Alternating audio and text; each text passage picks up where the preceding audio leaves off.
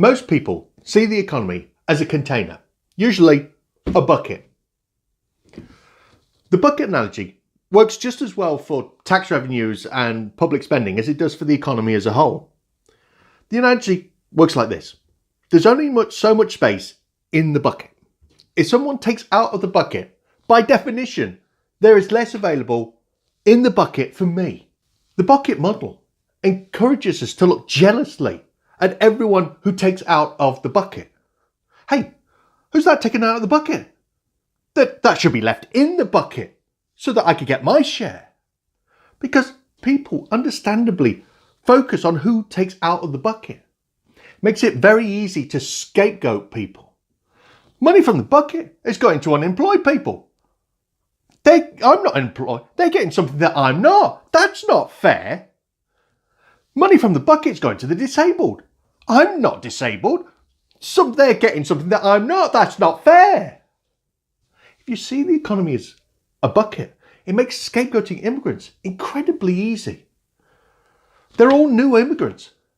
So there are even more people taking out of the economic bucket.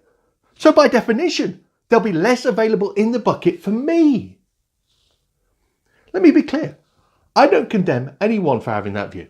It's the most natural human reaction imaginable. But the economy is not a bucket. A bucket is fixed in size. It cannot get any bigger. The better analogy is this. The economy is a balloon. This balloon is the UK economy. The air in the balloon represents the money in the economy and the tax revenues available to spend.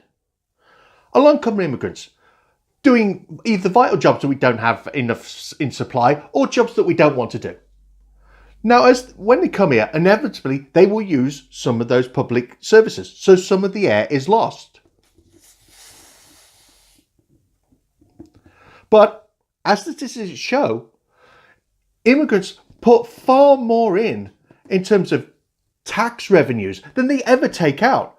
So the end result is that there is more air in the economic balloon than there would have been without them.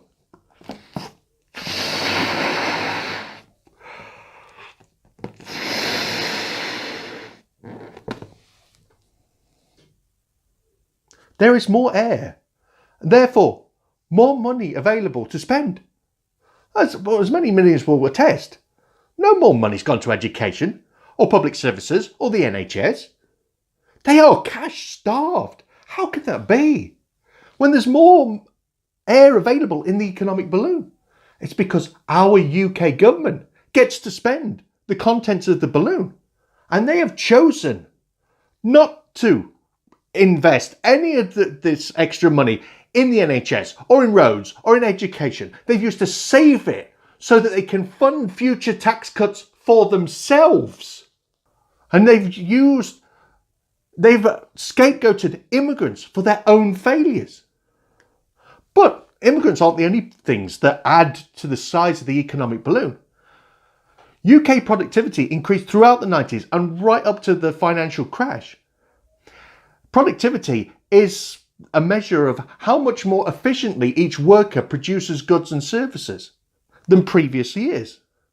If workers are producing more, then the economic balloon will expand.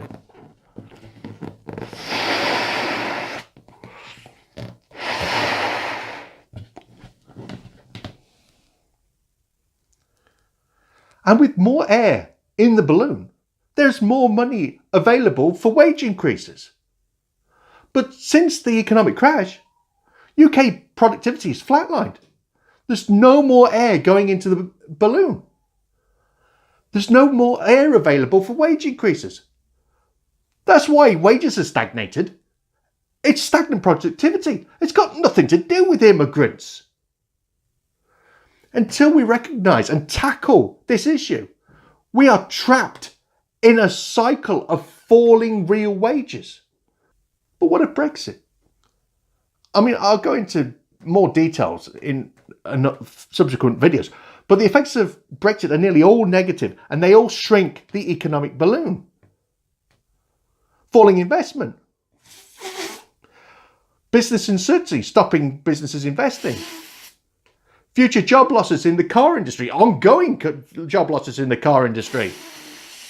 This all reduces the air available in the economic balloon. Air that we all rely on. I understand why people think of the economy as a bucket. It's simple and understandable.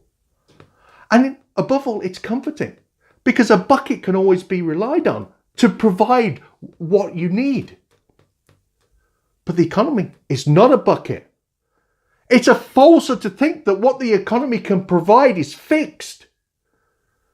The tragedy of it is what the economy can produce can fall, and it can, with the excesses and the incompetence of Brexit, what the economy can provide can fall, and it can fall dramatically.